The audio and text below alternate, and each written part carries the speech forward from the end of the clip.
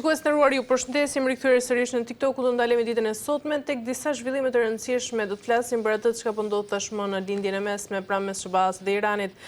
Kam të ftuar ditën e sotme ekspertin e marrëdhënieve ndërkombëtare, zotin Lutfi Bilali. Zot Bilali, ju përshëndes kënaqësi. Kënaqësia ka ime, përshëndetje. Zot Bilali, atëherë do doja ta nisja me një paralajmërim nga zyrtarët izraelit, cilët kanë thënë se pas Ayatollah Khameneit, presidenti turk Recep Tayyip Erdogan është objektivi strategjik pra i radhës, dhe kjo deklaratë provokuese ndoshta përshkallëzon edhe më tej tensionet në lindjen e mesme dhe sugjeron dhe qëllimin e Izraelit për t'u kundërvënë kërcënimeve të perceptuara nga fuqitë rajonale. Zot Bilali, si fillim, si e shihni këtë sarale, e shihni dhe mendoni se po hapet tashmë një front i ri dhe pas Khameneit, a është vërtet Erdogan objektivi që mund të ndes ndoshta një luftë të madhe Turqi-Izrael? Po, kjo është në sfondin e propagandës e cila realisht nuk është veç propagandë, mund të ketë edhe plane konkrete, jo tash, por jo tani për tani, por për të ardhmen në afërt mund të jetë cak në shënjesër presidenti turk. Besoj që deklaratat e tilla vinë në kohën kur kemi, mund të them, lindja mesme është në flak nga një luftë e cila ka marrë përmosa të egzagerimit në aspektin e terrenit dhe të territoreve, e cila mund të prapët dhe të shtrihet jo vetëm në lindjet e mesme, nga se edhe pse Turqia ka këtë epitet gjeografik si një vend që kufizohet, shtrihet dhe kufizohet me këto shtetet të cilat sot kanë një situatë të turbullt. Por politika e Izraelit apo politika sioniste, më mirë thamë,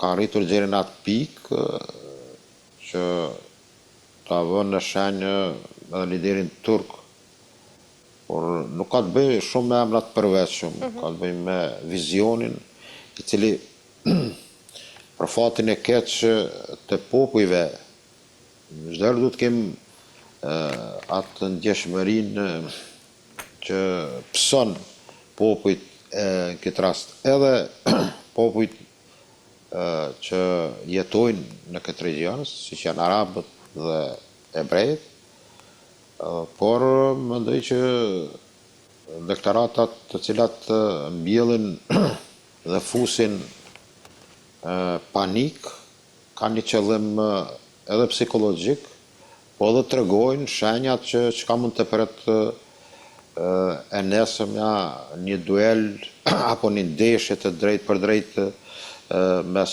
Turqisë dhe Izraelit, dhe mendoj në këtë drejtim Irani është ndoshta shënjestra në zhvillime sipër, shënjestra e parë për të zbutur, mund të them, atë që njihet brengat e Izraelit për mos rrezikim të ekzistencës së tij. Dhe në këtë drejtim mendoj që politika turke është vetëdijshme, dhe sidomos në Siri, në Sham, do jetë përleshja, mendoj, e arshme, po që se kjo luftë përfundon në fitore, ta quaj bindse të Izraelit ndaj Iranit, që dorën e zemër gjasat janë shumë të vogla që të ndodhë kjo. Por, si të qoftë, për të qenë ma i shkurtër dhe të vinë në përfundim të pyetjes së juaj, Turqia është zërë dysh i arshëm për lindjet e mesme, për konflikt potencial. Zot Bilali, nga ana tjetër, ushtria libaneze dislokoi trupat nga disa pozicione kufitare të krijuara së fundmi, pas asaj që e përshkroi këtu pra si një përshkallëzim Izraelit. Mendoni se tashmë po përgatitet Izraeli për ndoshta një operacion më të gjerë në jug të Libanit, apo kjo është vetëm presion strategjik për të frenuar këtu edhe aktorët e armatosur në zonë? Jo, tash mendoj që Hezbollahu është futur në lojë, ndoshta edhe qëllimisht, për të shpërndarë, më të them, aktivitetin izraelit, jo vetëm në drejtim të Iranit, por edhe me shtetin I cili është një kohë të gjatë problematik në raport me Izraelin. Disa dronë që kanë goditur, nuk është të vërtetuar, saksuar, sa kanë pas efekt të bazave angleze në Qipro, britanike. Mendoj që ka zgjuar jo vetëm atë aspektin se ku deri mund të shkon konflikti, apo mund të zgjerohet. Dhe taktikisht aja dugma e Iranit në këtë rast përmes Hezbollahut ka arritur që ta ketë tamam momentumin për të arritur të krijojë edhe panik në vendet dhe bazat u gjenden në mesdhe, por edhe më gjerë. Dhe kjo mendoj sepse nuk është hera parë, Izraeli me IDF-in në tyre është prezent në vijën, mund të them edhe për nën lumin litan në Liban, ka një lloj kontrolli dhe incizim të situatës ku goditet shpesh edhe pa aktivitetet të tilla apo pa një luftë të tillë të sëqme.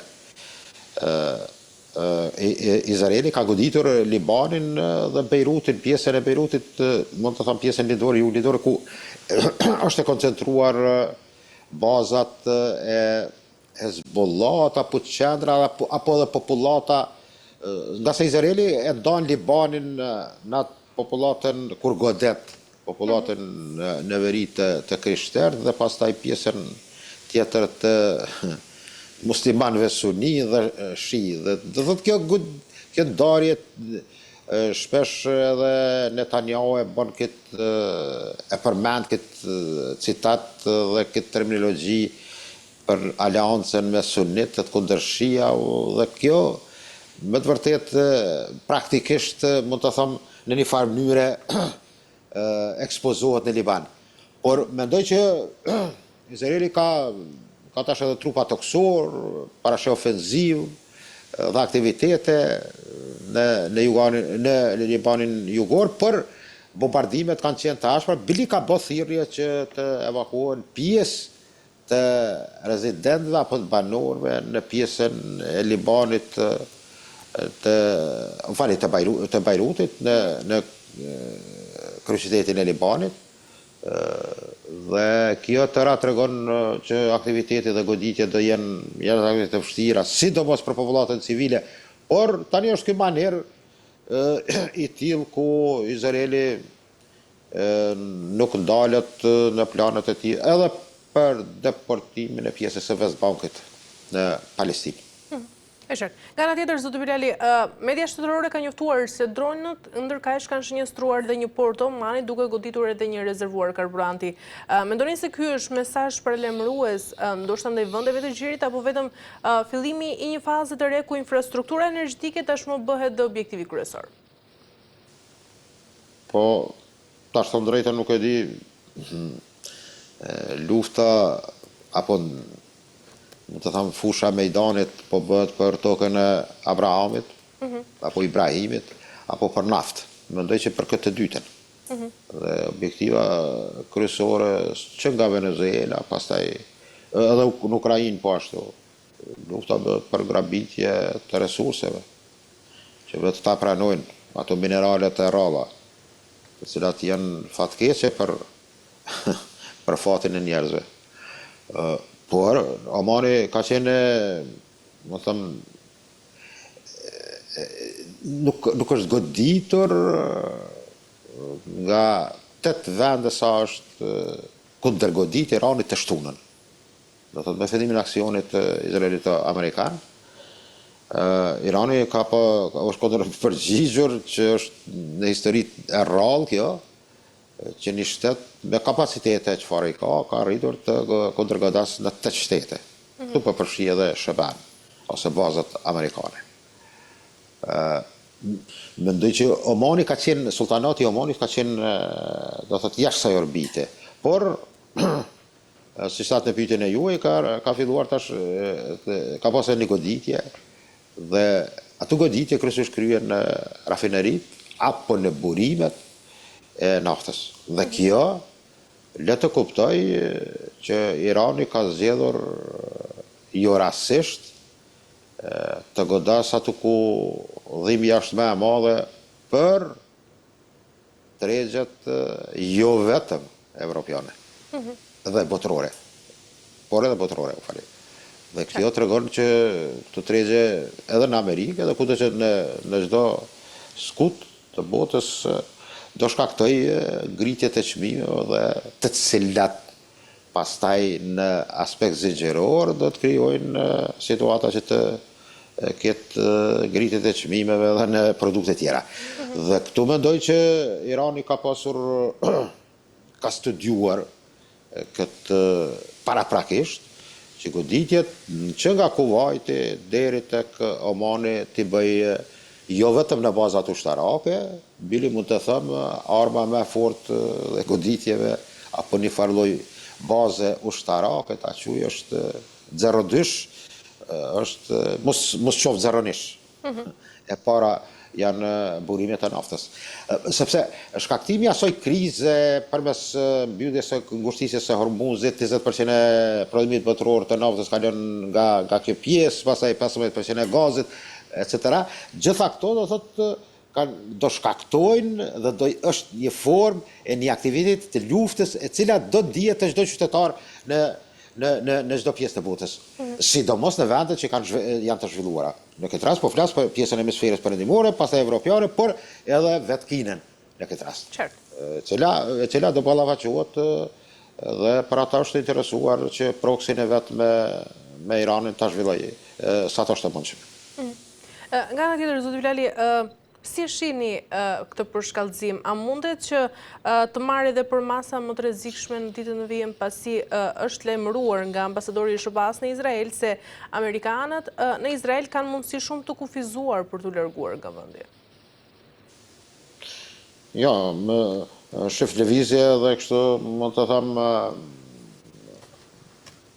para lufte, para së shtunës, lëvizje, bile mund të thëmë që nga viti kaluar i luftës domosdoshmëritore, lëvizja e njerëzve brenda Izraelit zakonisht më shumë ka të larguar se të ardhur. Izraeli është një vend që thret dhe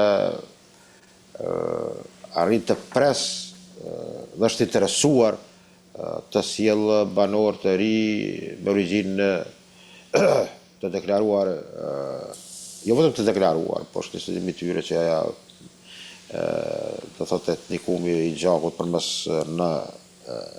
nënës dhe babës, por në këtë rast amësia lund rol të madh për të përcaktuar origjinat, për të marrë epitetin e këtij nacionaliteti dhe kësaj etnie. Dhe mendoj që në këtë raport më shumë largohen se sa që vinë, pasojat janë të një konfliktit jashtëzakonisht të gjatë. Lindja mesme ka hyrë në vitet edhe 2 vite ban do thotë 80 vite nga një përshkallëzim, një luftë, një tension i cili jetojnë popujt në lindje të mesme, mund të them në përgjithësi, jo vetëm në linje të afërt, po sidomos ata në linje të afërt, në pjesën mund të them që nga Shami, pjesa e Sirisë deri te Nili atje. Dhe kjo tregon që edhe qytetarët amerikan, ambasada amerikane, mund të them që ka problematikat e veta, sidomos sepse i ka shumë fluturime të cilat në këtë pjesë e cila lidh pastaj është me stopi, siç është Dubai për qarkullimin ndërkombëtar në Australi apo në vende të tjera. Dhe kjo tregon që është i kaos i madh në vijën e qarkullimit ndërkombëtar të fluturimeve, të cilat shprehin edhe me vetë problematiken që mund të kenë qytetarët amerikanë apo stafi ambasadës amerikane, e cila përkujdeset që në këto kushte me të cilat janë emergjente, ka vështërsitë e vetë, është panik edhe në pjesën e Jerusalemit, sidomos në pjesën ku janë të gravuara nga 3-4 ambasada që njohin legitimitetin e Jerusalemit si kryeqytet, sepse nuk është një numër i madh i tyre që e njohin, tjerat janë të kuptohet spostuara me selitë e tyre në Tel Aviv. Por mendoj që për momentin amerikanët janë dhe thrasin jo vetëm në këtë pjesë, po mendoj që në shumë shtete, qoftë në Kipër, në Greqi, në pjesën tash të mesdhejt, këtë pjesë që të thrasin për kujdesi apo zvogëlim të stafit të ambasadës. Nuk godito edhe në Riyadh të ambasadë amerikane. Me duket sot, është informacioni i fundit që tregon qartas që goditjet e tilla fillojnë dhe kanë qëllimet të krijojnë sa më tepër panik të pala kundërshtare dhe kësaj forme të aktiviteteve bën njëra apo pala tjetër. E qartë. Zoti Bilali, nga ana tjetër, Irani ka publikuar një video tronditëse pra në mes të këtij konflikti në lindjen e mesme, që përshkallëzohet me shpejtësi duke shfaqur atë që pretendon se është një raketë Fatam me aftësi hipersonike. Mendoni se kjo tashmë është një shenjë fuqie ndoshta për të friksuar këtu edhe kundërshtarët, apo nga ana tjetër kemi një paralajmërim real se Irani ka aftësinë për të zgjeruar këtu konfliktin në ditët në vijim në një shkallë më të gjerë? Po janë dy shtete në lindjet e mesme që kanë, do thëmë, një dobësi, sa i përket kapaciteteve në ushtarakën e ofenziv dhe defenziv, Irani dhe Izraeli. Izraeli ka përparësin në aviacion, që është jashtëzakonisht i fuqishëm. Këtë të tregojnë edhe të aktivitetet gjatë luftimeve. Dhe Irani me goditjet me armët, me raketet ballistike. Por në defensiv të dyat kanë problemet e tyre. Irani kuptohet me sistemin ende të pakonsoliduar mirë apo për të përgjigjur ndaj F-35-it Amerikan, që disponon Izraeli, apo dhe F-16 Barakut. Dhe kuptohet që të dyat kanë një mungesë apo një përparësi. Dhe mendoj më tepër janë me këto dy elemente, me sistemin ballistik raketor të Iranit, i cili po tregohet realisht që është kodhëdhëmbja më e madhe e Izraelit në këtë rast. Sa ka potenciali, shef, njerëz kur flasin për këtë tema pak a shumë kanë dobësi të tilla që nuk e njohin shumë këtë problematikën e zhvillimit të raketave ballistike të Iranit, të cilat përpos më të them tipeve të cilat janë prodhuar më herët, Shahab 1 dhe 2, pastaj kemi variantet të tjera apo emrat e tjerë të raketave të cilat hyjnë në domenin nga 200 deri në 700 apo 800 kilometrash. Për shembull, goditja që është bërë në Katar dhe Bahrain përpos Shahab 136 të flotiljes së dronëve, ka qenë në Shahab 1 dhe 2 në caqet e shkurta, të cilat janë treguar efikas, edhe pse janë prodhimi më hershëm, nuk janë prodhim kohe që letë mund të kapen. Meqense goditja në radarin e bllokut 5, 1.1 larg i amerikanëve në Katar, ka treguar që në farë mënyrë ka qenë efikas Shahab 2. Dhe pjesa tjetër që jeni të interesuar në pyetjen e juaj, është kapacitetet e Fatah 2-shit, që kalon 1450 km. Dhe është armë që sillet me shpejtësinë e mahun 7 deri 9. Dhe sigjili i cili është 2000 plus kilometra. Të gjitha këto janë hipersonike. Pa flas për këto dy tipe. Dhe kjo është ai problemi që kanë sot gjitha këto aktivitete luftarake që pëndodhin.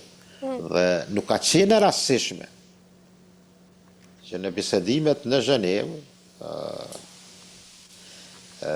pika kyçe që ka qenë interesuar Amerikanët, do thot në këtë rast, Izraeli, ka qenë reduktimi i programit raketor balistik në 500 kilometra. Dhe kjo do thot ka qenë pika që pasaj delegacioni i Iranit as që ka dashur të bisedoj për këtë pikë. Propos programit bërthamor. E tash, sa ka në arsenal tjetër të fuqisë që ka përcen plus 2000, afrohet mes 3000-3500 kilometra, është ndoshta një lloj spekulimi që tash parashihet rreziku që këto rreze të veprimit të këtyre raketa mund të përfshinë edhe regionin tonë edhe vendet tona. Por kjo është në fazën e cila mendoj që është mes propagandës dhe realitetit. Dhe kjo de facto ne mund të flasim vetëm për ato çka dim dhe çka dihet publikisht, deri ku është kapacitetet e Iranit dhe potenciali i tyre me këto raketa. Por nuk përjashtohet mundësia që Irani ndoshta mund të ketë, meqense deklaratat janë tilla të Gardës Revolucionare Islamike, ende potencialin nuk është ardhur në shprehje, posedojmë arsenal që do jetë të rënditse për palën armike apo kundërshtare dhe kështu etc. Por për momentin mendoj që realisht është parë që në këtë pikë besoj që pajtojnë njerëz që dhe ekspertët e kësaj fushë që Irani ka arritur, mund të them, suksesin më të madh e ka në programin e raketave balistike. E qartë. Ndërkaq nga ana tjetër, zoti Bilali, presidenti Donald Trump ka reaguar lidhur me rezervat amerikane të municioneve të nivelit të mesëm dhe mesatar të lartë, duke theksuar se luftrat sipas tij mund të zhvillohen përgjithmonë pra vetëm me këto furnizime që tashmë ka Amerika. Mendoni se ky është vërtet një paralajmërim strategjik nga ana e Donald Trump për të friksuar ndoshta edhe Iranin? Po sigurisht, amerikanët ende gjenden forca me kapacitete jashtëzakonisht të mëdha, ushtarake, qoftë me buxhetin që është kalon 900 miliardë, qoftë me shtrirjen e saj me baza jashtë vendit dhe zhvillim, mund të them edhe të inovacioneve të teknologjisë së fundit. Por mendoj që Trump gjendet para një situatë ku edhe ati duhet ndonjëherë të ketë atë moment, të kërkoj momentumin e daljes. Nëse do thotë është një farë lloj autobani, autorrugë që ka hyrjen për edhe daljen. Dhe dalja duhet të gjendet diçysh një lloj formulimi. Mendoj që aja ka akuzuar në mënyrë Bidenin për të aktivitetin ish paraardhësin e tij që në luftën Ukrainë-Rusi ka dhënë armatim të çmuar për Ukrainën dhe pastaj kjo është një taktizim, një mbulesë që mund të bëhet, se them drejtën opinionin në SBA dikon 70% është kundër kësaj lufte. Dhe ajo di që edhe në mes zgjedhjeve që do bëhen përfaqësues të Kongresit atje në SBA, që quhen ato mes zgjedhjeve, do ketë një fitore më duket të madhe të demokratëve. Dhe kjo mendoj që shef Trumpi duket ka qenë sugjeruar më herët për gjitha rreziqet se ka pas tentativa që nga janari që të goditet Tirani. Mirë po ka pas paralajmërime që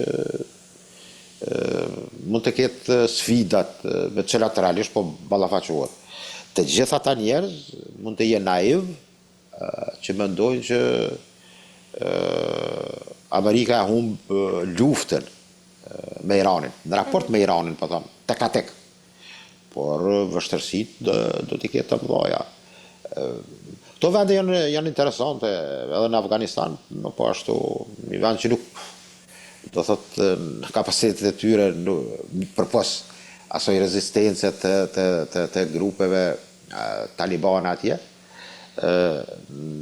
prapë se prapë, ka qenë vështirë ta mboj një territor apo një shtet nën okupimin klasik. Dhe këtu mendoj që duket ka pas qarkullime mbrëm që nuk përjashtohet mundësia trupave toksore amerikane në Iran, që është jashtëzakonisht nonsens i llojit vet, sepse dihet që kjo nuk do ndodhë asesi.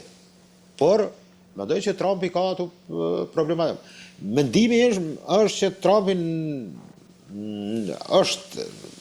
është i kapur nga një forcë të cilën e dim të gjithë, si e ka emrin, çfarë lobi është, sepse nuk e ka dashur ndoshta këtë luftë ta zhvilloj. Por ja që edhe zgjedhja e tij nuk ka rastishme, ardhja në krye të SBA-ve, por edhe goditja e tij nuk është e rastishme nga dhënia e urdhit nga një president siç është Donald Trump, por ja ka hyrë në fazën që duhet shif, ne po shohim kush filloi, por kush do përfundoj dhe si do përfundoj, do jetë enigme e cila ka shumë pikpyetje. Ju si e shihni, zoti Bilali, përfundimin ndoshta të gjithë këtij konflikti pra mes SBA-s dhe Iranit dhe cilët janë skenarët më të mundshëm? Skenari i parë, sipas mendimit tim, është një luftë e shpejtë, një javore, e cila këtë kur po them mendoj se tani po kemi ndonjë të lashtë që njerëz vëllën nuk e goditur shaj, po shif na jem për të bërë një analizë dhe për të krijuar më them opinione që flasin në emër të asaj se çka ne mund ta japim ai ta quajë verdiktonin për gjitha këto procese, apo në këtë rast për këtë luftë. Mendoj që do jetë dikon 7 ditore, të shtunën ban tamam në të premten e orës 00:24, ban 7 ditë, dhe kjo mund të jetë opsioni i parë. Ka shenja që deklaratat zyrtare janë që mund të zgjasë me muaj, të flitet nga një muaj deri tutje, por ka pas sinjale që ka qenë një tentativë, duket edhe sultanit të Omanit dhe Erdoganit për të krijuar një parakushte që të krijohet një situatë, një lloj armpushimi, e cila më duket që nuk ka dalë suksesshme. Ka indikacione që bile Marco Rubio ka një deklarat pra më duket që ka cekur qartaze që gjitha kjo varet nga kundërveprimi i Iranit. E tash kjo është shumë interesant ky citat. Do thotë kemi hyrë në fazën që amerikanët ndoshta të kërkojnë që Irani të jetë i kujdesshëm ku godet dhe çka godet. Dhe bazë kësaj mund të varet të kemi një situatë që mund të vjen deri te një armpushim, pastaj arritja e fillimit të bisedimit dhe hyrjes në tërez shfaqjes së diplomacisë, të cilat janë forma më e mirë për të ndalur një luftë. Por do thotë skenaret të tillë nuk do jenë shumë të rëndësishëm për të ardhur në përfundim të asaj që lufta të zgjatë dhe të përfundojë sa më shpejt, nga se psojnë civilët, apo siç tash këtë terminologjinë kur dojnë të minimizojnë apo të shfaqsohen, të iket nga dëmet kolaterale që mund të psojnë sidomos civilët. Mirë, zoti Bilali, do doja ta mbyllja me këtë sipas disa deklaratave të Korpusit të Gardës Revolucionare Islamike dhe ndërkaq sipas mediave, pra nuk kemi informacione të sigurta, thuhet se Irani mund të konsiderojë një sulm ndaj selisë së organizatës së Mujahedinëve të popullit të Iranit për vendosur në kampin Ashraf 3 në Shqipëri. Mendoni se Shqipëria është një rrezik real nga veprimet e Iranit? Ja, unë nuk e besoj që Shqipëria është, ndoshta mund të jetë edhe të saktë, ose kur ka pranuar Mujahedinët atë Mekun, i cili është marrë si, mund të thëmë, arsye për të zhvilluar aktivitet të një lloj opozite iraniane për të shkaktuar probleme Republikës Islamike dhe një lloj kolone e cila mund të përdorë ato kushtet e caktuara. Do thotë që në fillim ka qenë ai synimi, edhe i vendoset aty në trupa në manza atje. Mendoj, shqiplu, jo që nuk do të krijohet panik, sepse të ne është krijuar një bindje nga analizat e ndryshme që njerëzit jo në Kosovë, në Shqipëri ka që në për studio apo në komente të ndryshme janë një farloj e arsytojnë Iranin, apo është gabim total. Nuk e besoj, shqiptarët nuk kanë nevojë të krijojnë prokse me të cilët mund të dalin të humbur dhe nuk kanë interesa funi funit. Por në këtë rast mendoj që për mos shkaktuar panik, mendoj që është e pamundshme nga distanca, vetëm po që se rrezja veprimit të raketave iraniane, po që se goditet të Azovjena, mund të jetë pastaj në rrezik tjetër që mund të goditet edhe Shqipëria në këtë rast. Por mendoj që realisht kapacitetet me sa duket të Iranit nuk e kanë këtë mundësi.